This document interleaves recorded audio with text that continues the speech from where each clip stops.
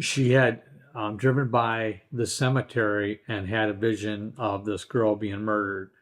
Hello, welcome back to Talk About Strange. Thank you for joining me here today. We got a conclusion to a story that was shared with us previously. I'll put that up here. And we're going to do a little continuation or another story that she wants to share with us. So sit back and enjoy, and we're going to get started right into this. I don't have any other updates at this time. I've been covering just about everything. Don't forget to check out Pine Box Tales. Pine Box Mysteries is now the new name. And don't forget to take a stop over at our store, Talk About Strange store, and see if there's any merchandise over there you like. We put a lot of stuff on there, and I think you'll really enjoy that.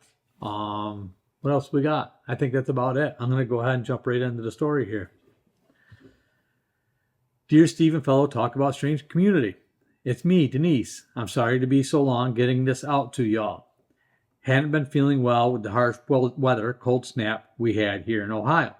I was also fighting a cold. I hope you're feeling better, especially by now, because it's been a while since you sent this to me. Also, I clumsily did not finish the ending to my story about the girl who was a 15-year-old who was murdered in a country cemetery. I will go ahead and conclude that here and then go on to the story that I had promised to send. I will also give some more detail that was omitted, as I had not looked at my notes or any of the information for some time. The murder was indeed solved. Okay, so if you guys don't remember or are just catching up with this, I'm going to put this up here. She had wrote a story about a psychic murder. She had drove by. She has psychic abilities. She had driven by the cemetery and had a vision of this girl being murdered. And she helped solve this mystery, but not without some complications to doing that. The murder was indeed solved. She was murdered March 16th, 1991. I had seen what happened in part. Thank God I was spared the gory parts of it. Pitts actually abused her and, I'm going to say annihilated, you have unalive, I think annihilated her by beating her with a headstone. In my mind, Zia, I had seen her running and hiding behind headstones trying to get away from him. Also, I should say he had abducted her prior to this. What I did not know was his description and that he was a man of color. I also felt that he was headed to Florida at the time.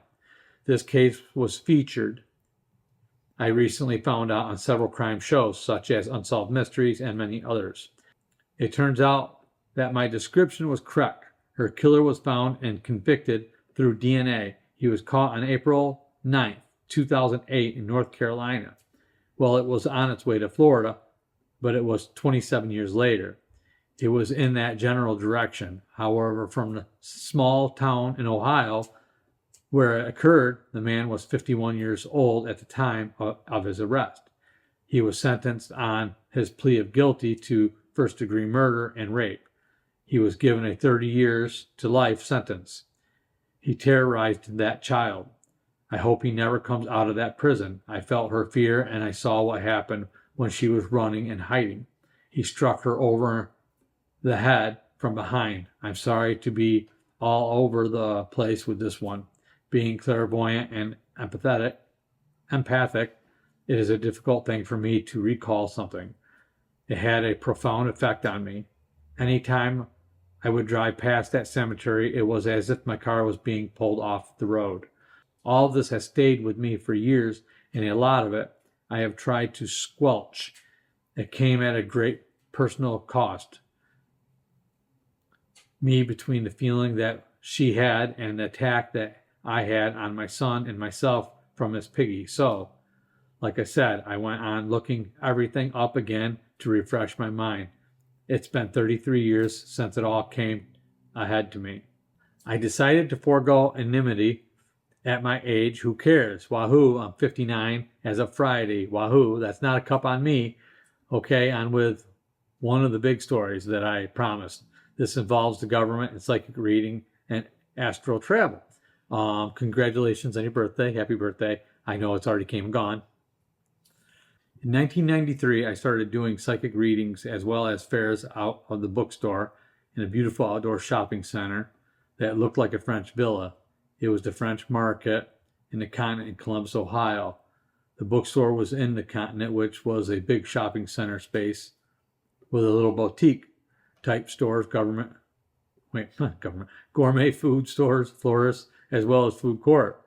The French Market was accessible through the back door of the continent, and it was like walking into another world. Old world style French villa. It had shops and apartments above the shop and a lot of flowers hanging above the shops. There were balconies. In the summertime, I think you mean. There was a lot of fountains and landscape. It was beautiful. There was a lot of wildflowers there. It was very tranquil. The rabbits and squirrels and cutest chipmunks were always a sight to see. It was an absolute paradise to be home. So setting up there was an absolute pleasure, but I'm digressing. It was just such a really wonderful place to remember. The story happened actually in a bookstore that was inside the continent. I became a weekly fixture there and loved it. Because of my work with the fairs, I interviewed many because they had to be good, or I was not letting them in to read. I had seen too many charlatans, and I wanted to make sure they were worth their salt. I met some great and helpful friends along the way. They helped me develop my abilities as well. I developed some friendships with seasoned veterans who really knew their stuff. They also helped me with some things that could have been very dangerous for me, like in the other story where I was under attack. My friend will also definitely help. I think you meant my friend was most definitely helpful there. And they would be again in this instance. This story was also a hair-raising event, just for different reasons. Also, this occurred just a few months before the attack when my son was slapped across the room. Compliments to Miss Piggy. I had a friend, Roger, God bless him.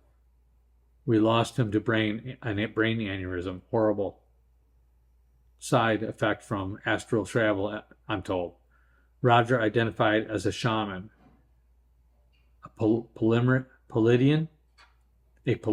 and a masseuse, Masseuse. He lived in Yellow Springs, Ohio. It was an eclectic, hippie-like community. Still is to this day. I lived 54 miles away in Columbus, Ohio. His girlfriend Laura lived in Indianapolis, Indiana. I changed her name. I don't know if she's still alive or not, but I know Roger is not, so his name does not matter so much. Besides, I know he wouldn't care anyway. Laura lived 130 miles from Roger. The town's distances were relevant to the story because of the occurrences to come. Roger and Laura were awesome. They had been warning me that there was a hunting going on for psychics. I also heard from some of the psychics as well on the matter, especially one of those who had seen, witnessed, or experienced UFOs. I had limited contact with them, and I like to keep it that way. That's not to say that I don't have further contact with them later, like it or not. They were also, and when I'm saying they in these instances, I'm referring to the government. They were also experimenting on psychics for remote viewing projects to spy on Russia, other governments, and whatever else they'd like to look into. Roger and I talk daily, so also occasionally talk to Laura. The things they shared enlightening, but some was too far out there for me. I was still young in this whole thing. Roger would regale me with stories of his nightly astral travel, tales of astral sex, believe it or not. That is a thing, I guess. Also visiting his play alien ship, a ship somehow I came to be able to see psychically, but it was too far of a stretch for me. I just didn't want to go that far. Roger even visited me once when he was astral traveling, scared the bejeebers out of me, but was a great help. It was a warm spring day. My dad came over to my new home to help me clear out some overgrown yard. My house was a multi-level and there were stairs going up to the backyard from my kitchen. Had been a very warm spring day. Dad rode his riding mower, taking care of the lawn. I was beat to death with the weed eater. I had just put my 6-year-old and my 2-year-old in bed with me because my room was the opposite window, because my room had 2 opposite windows and was able to catch a cross breeze. I was so exhausted I fell asleep, and as soon as my head hit the pillow, when I heard him, "Denise, wake up. Denise, wake up. You left the door unlocked." So I sat up, feeling disoriented, got up and stumbled down the short flight of stairs and completely bypassed the front door. For some reason, it just didn't occur to me. Turned to go down the next flight of stairs to the kitchen. I turned the kitchen light on, and across from the stairs, I could see the back doors standing wide open.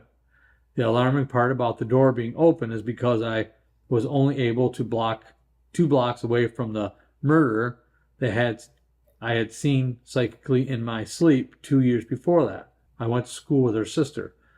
So I shut and locked the door, went up the stairs, and turned off the light. As I turned to go back up the next flight of steps, I felt a presence with my arms outstretched like they wanted to hug me. I shook my head and backed away. I just wasn't in the frame of mind for it at the time. I went upstairs, sat down on my bed, and then it came to me. Oh, it's Roger. Then I thought, thank God, the kids were with me. I know it was a weird thought, but his tales of astral travel and astral sex kind of did it for me. I was like, no thanks, not my thing. I sent him a message telepathically saying, I'll talk to you tomorrow, and thanked him. So I called Roger the next day. I asked him, where were you traveling last night? And he said, I traveled every night. I said, did you come here to my house? So he said he went to the ship he was on, in the bridge of the ship. He went to Laura's. Then he said, did you have a white shirt? I said, yes, I had my nightgown on. He said, yup, that was him. He shared the events in my early trepidation and laughed. I thanked him profusely. Roger was like a guardian angel. Sometimes I feel like he's still with me. Well, then Roger started telling me about his phone being tapped and to be careful. The government was listening. He also told me about the experiments again, but with more caution than ever. The entire psychic community was on edge, and everyone was whispering about it. Roger was more direct with me because of his phone being tapped. I wasn't worried. I was too flipping stupid. I was young and didn't think it was approachable. I was approachable. What did they want with me anyway, right? Well, I joked with Roger using the old George Carlin routine. He had a really good routine about his phone being bugged, where he would answer the phone saying, F. Hoover, yes, hello. We laughed about it, and then Roger warned me again to be careful. Well, the next day was Saturday, and I was setting up in the bookstore outside of the continent to do my readings. I had just got my table set up when the very preppy old man who was wearing a Club for Me jacket came up to me. He was slightly distinguished with his salt pepper hair. He looked like he fit with the upmarket clientele that we had in French Market and the continent, but he didn't look like the type that would ask for a psychic reading. He asked me how much, and I said $10. I pulled out my reflection cards. I did not read the tarot cards. The reflection cards were abstract color patterns, which helped me with my clairvoyance to see pictures, scenes, and all matter of things. I haven't even seen UFOs in them. So I asked him to shuffle the cards, and he doesn't hand them back to me. I broke the deck into 6 stacks and asked him to pick up a stack and turn over a card. And the hackles on the back of my neck stood up on end. I said to him, you are a doctor? He said, yes. I said, you're in the military? He said, yes. He leaned forward and said, aliens, what do you know about them? I said, nothing, and I do not want to. I stopped the reading, and he left. That was 1993. I got to tell you, it scared the crap out of me. I had a physical revelation to the whole thing. I went home and called Roger. He told me at exact same time that I was interviewed. He and Laura were both also interviewed. How in the world, between Roger and I being 54 miles apart and Roger and Laura being 130 miles apart, they managed to hit all three of us at the same time? This was something big. It was also something I wanted nothing to do with. I had two small children to raise, and I didn't want to come up missing. That's when it became real to me. Fast forward to early December 2020. For some reason, I was bored and never given to watching such things. At that time, I was flipping through Hulu, and there was a documentary on Skinwalker Ranch. For some reason, it seemed like the thing to watch, and I don't know why, but I was being pulled into it. The end credits showed the picture of the men in the charge of the Skinwalker Ranch project. His name is Dr. Stephen M. Greer. He was a lieutenant, colonial, and a doctor. He had been an emergency room doctor at one point. As he discovered, he founded the Disclosure Project, working closely with Pentagon in May of 1993. That was just about the time that I had been interviewed. It was just before my summer season started out inside the French market. It was still a little too jelly to upset outside. It was a little too jelly to set up outside. Too jelly? It was a little too hot? Rainy? I don't know. To set up outside. He's also written many books and has other stories that came out in 2020. Close Encounters of the Fifth Kind, that is also a documentary. He was also a professor of terrorism and Secretary of Studies. My thinking that it was where the remote viewing comes into this. That's just my theory. The thing is, when I watched the Skinwalker Ranch, at the end of the picture came up, and that's when I knew it was him. I freaked out. I also came undone. It was him, that man from the reading in 27 years prior. The whole thing was surreal. At the time, I didn't want to become embroiled. I had two small children. I have, since the late 90s, blocked and shut down my abilities. There are a lot of reasons for fear and things, and I saw where the main reason was. I will say, from my take on things and my feelings and experiences, take this as you will. I believe the aliens are fallen angels, and I also believe there are good angels. There are wicked main ones who do horrible things, and there are protective ones.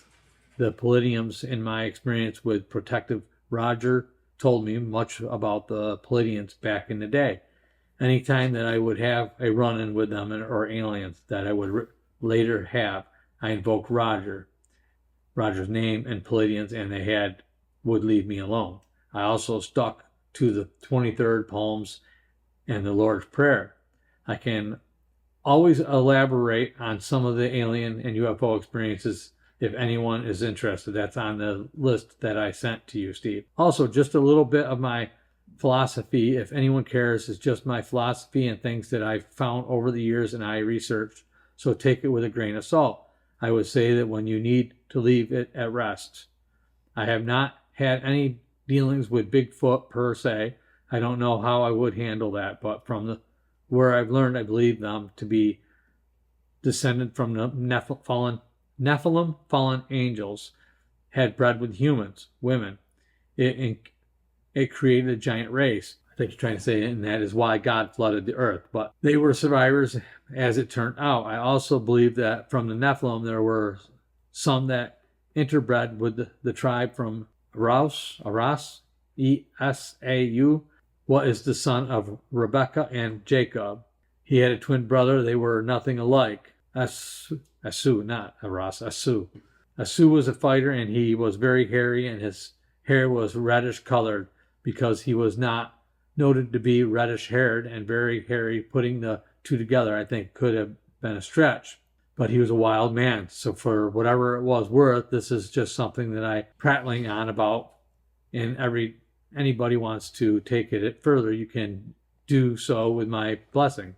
There are a lot of videos that I have come across that point that way. But even talk about the giant cave men and the giants of Afghanistan. They also talk about other giants over the world that are very similar. So it's not a huge stretch. And also because it's Afghanistan, where they have red hairy ones, they have paused because they saw it when it was that direction across the Jordan. But anyway, I know I have gone on long enough, and I hope this is okay for everyone. I wanted to be more thorough, not make it harsh of it like I did the first time. I have more stories that I can tell if anyone is interested. The one that really is pressing in my mind was the woman that I had seen her murder before it happened, and I hope it never did. God bless you all, and much love to everyone. Steve, thank you for all you do. Your heart shows in everything that you do. You are a good man. Love to everyone. Hugs, Denise. All right. Thank you for sending that in to us, Denise. I think you did some editing on there, but I have a feeling you voice text some of that. So I apologize if it was a little rough. I did the best I could. Anyway, thank you for sending it in to us. That was a lot of information. That was quite a story with a lot of stuff there. I hope I did it some justice for you. I think people are still going, a lot of people, I'm surprised, like a lot of people relate to these. When I'm reading it, it's hard for me to comprehend a lot of what you're talking about because I'm concentrating on trying to read the story and do my best to decipher it if there's words I don't understand.